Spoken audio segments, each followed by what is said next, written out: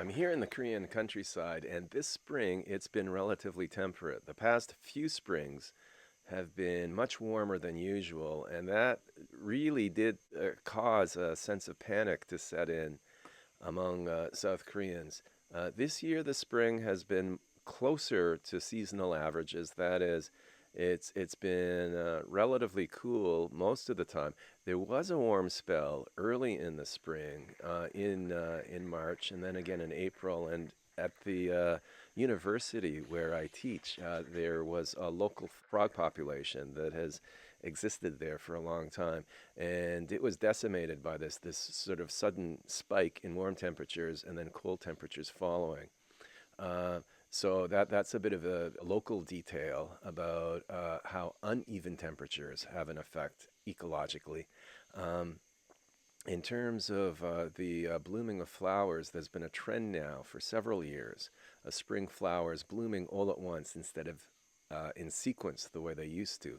That's a change that happened again this year, despite the relatively overall cooler temperatures. But the big story ecologically, in terms of the planet, is that uh, the planet is warming up, and that has not decreased. And the real effect is being felt at the poles, at the North and South Pole. And that in turn is reducing ice cover at the poles. It's reducing albedo, which is the reflectivity of the Earth's surface, which means that in turn the Earth absorbs even more heat from the sun. And it's also leading to more melt of glaciers. There was a glacier collapse recently in Switzerland.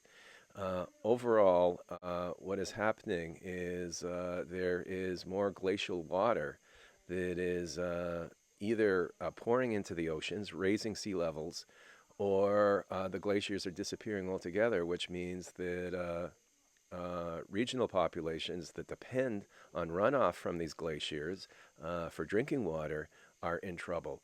So that is the big planetary issue, what is happening at the North and South Pole and what is happening with glaciers.